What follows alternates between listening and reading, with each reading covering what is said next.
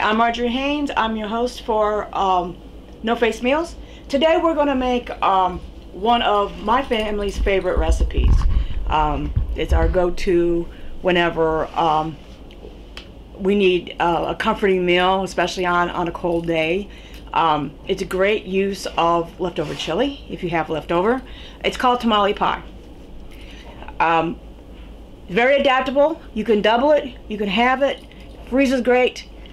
There's a lot of good points to this recipe besides just being darn good.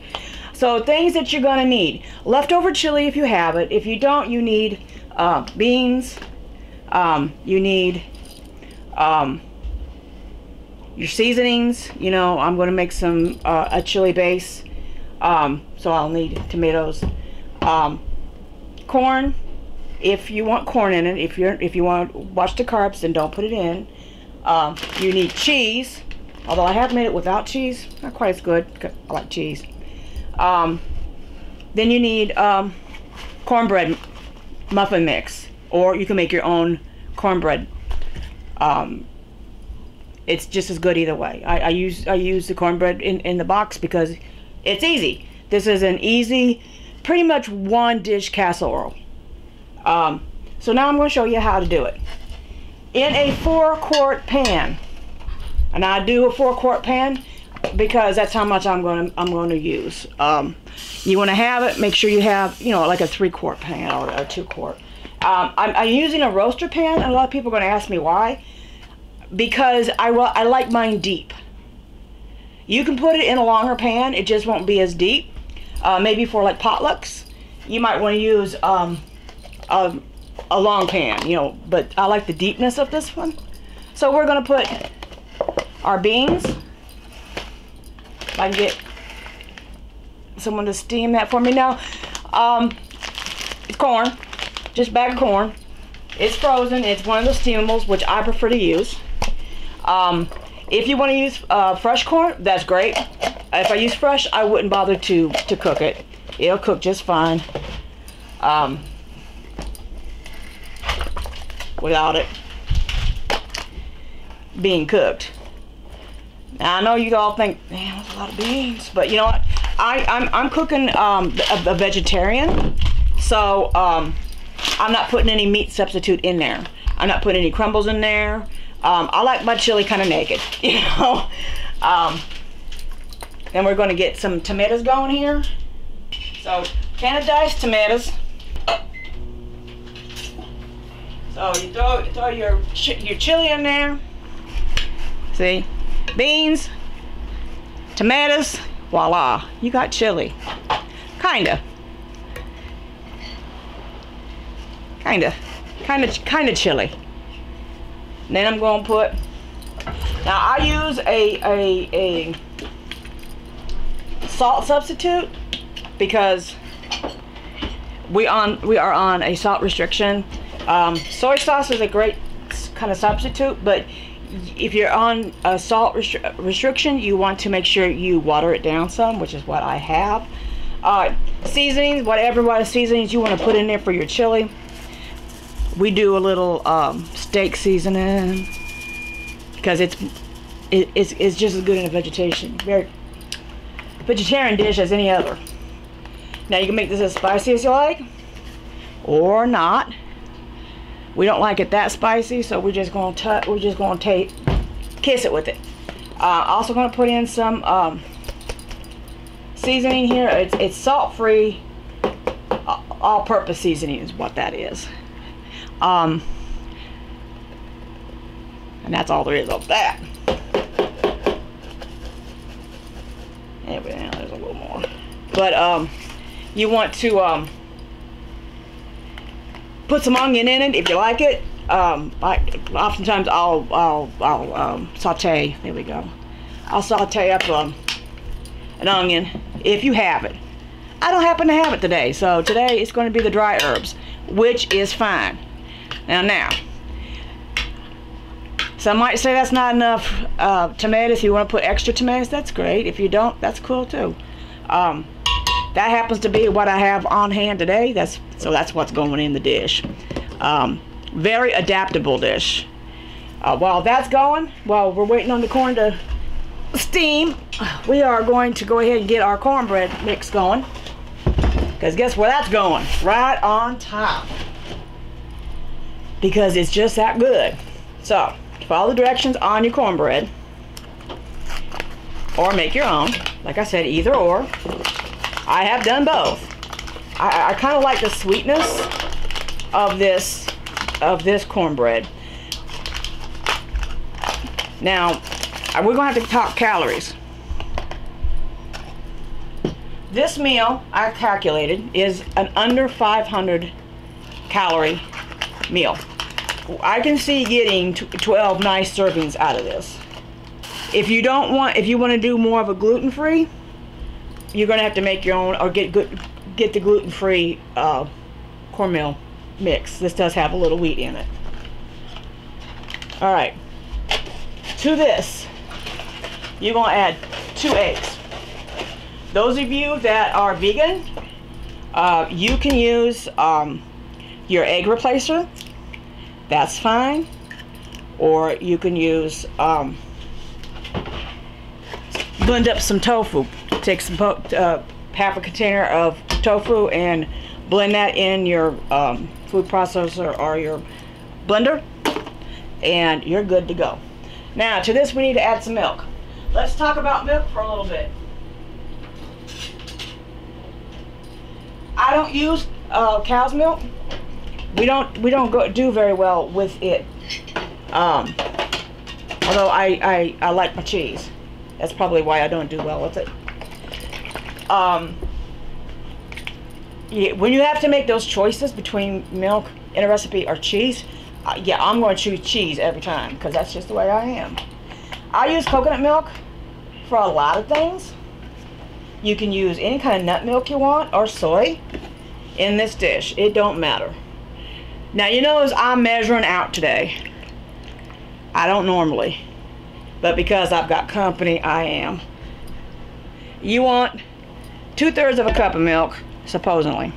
Now I say supposedly because with any baked good, it's going to depend on what your weather is, what your house feels like at the time. You might need this a little looser than this, okay? You want to be able to pour it over your dish, okay? And that don't look right to me, so you add a little more.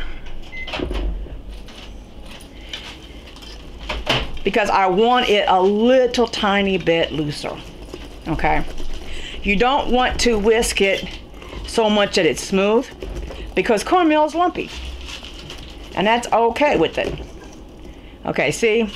That's about the consistency you want. You want to be able to pour that over there. Now you see my helper has added the corn.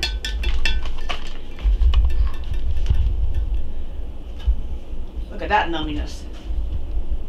You don't want to add the corn? That's fine. I have done it without before when I didn't have it. It's just a little bit better with the corn, I think. I haven't tried it, but I'm on a big cauliflower kick. You might be able to sneak some cauliflower in there. Look how pretty. If you want to put some chilies in there, or green pepper, hey, you can do that. It's just that adaptable. Okay. You notice before I put anything in, I did spray it with some cooking spray. Not so much for the bottom of the recipe, but for around the edges, kind of loosen that up when you take it off. Now, cheese. How much? Well, how much cheese do you like? I like a lot of cheese, so, you know, I'll put a good cup in here. Maybe even 2, but a good cup of shredded cheese. You want that maybe even a little more. So that's going to affect your calorie count. You don't want cheese in there? Don't put it in there. You want to use a cheese, a vegan cheese substitute? Would do well in here. It's just that adaptable. Now we got our cheese in there. We got our chili in there. Now here comes the good stuff.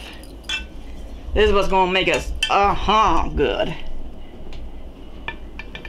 you're gonna pour this right over the top. It's kind of hard to do at this angle here, but we're gonna get her. Anything that comes out of this bowl is great. This is my grandma's bowl. I've never had anything not go good on this one. Knock on wood, knock on wood, knock on wood. And my angle is off.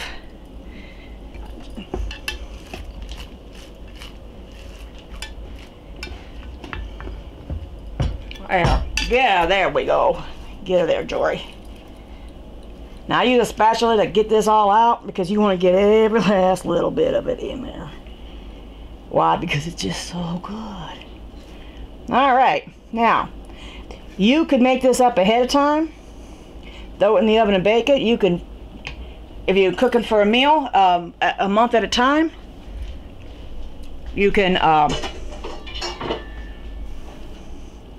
freeze it just the way it is, throw it in there, throw it in the oven, you're good to go. Look at that. Look how nice that is. Alright, now, what you're going to do with this, you are now going to take this, you're going to throw it in the oven at 350 for a half hour. Check it at 20 minutes, but for a half hour. Once your cornbread is done, and the way you test that, the way I test it is I stick a fork in it, comes out clean, it's ready to go. We also like it a little more well done than some people do. Again, when you think your cornbread is done, then it's ready to come out. Usually it's 20 minutes to half an hour. So make sure though, with anything you put in your oven like this, any kind of casserole you put in your oven, make sure you put a cookie sheet underneath it. Why? Because sometimes it'll bubble over. You don't want to have to clean up a mess on top of, you know, you're cooking whatever you have to cook anyway. So just as a preventative, it's always a good idea to put a cookie sheet underneath your casserole dish. You're going to bake this uncovered for 20 minutes to half hour. Check at 20 minutes and usually it comes out in a half hour. Alright, we'll come back when that is all baked and ready to be served. Okay, now our tamale pie is out of the oven. I said that it's 30 minutes. Sometimes it takes a little longer. This one took 15 minutes because of the thickness. So when you put your tamale pie in your pan, you got to kind of gauge that. But what you want to look at, you want to put your fork into it, and it comes out, and that's just cheese and crumb. But you'll notice that there's no unbaked cornbread. Now, things you can serve with this: a leafy green, a nice salad, kale, green vegetable, your asparagus or broccoli, any of that would be good. Or you can just serve it the way it is. Now, see how that crusts up? Look at that. Now, I just do some of it overboard, but that's okay, it's all good. If you make a chili, of course, it's going to be a little bit thicker, and I probably should have waited 10 minutes or so before I serve this, but who can wait? You got a nice cheese layer going on. You can use any cheese you want. I use cheddar. This will bake nicely. It's a one-dish meal, hearty, it freezes great, and it's good to tote when you need it for a family gathering or a potluck. Real crowd pleaser. And that's Tamale Pie. I'm Marjorie Haynes, and this is No Face Meals, where the food are the stars.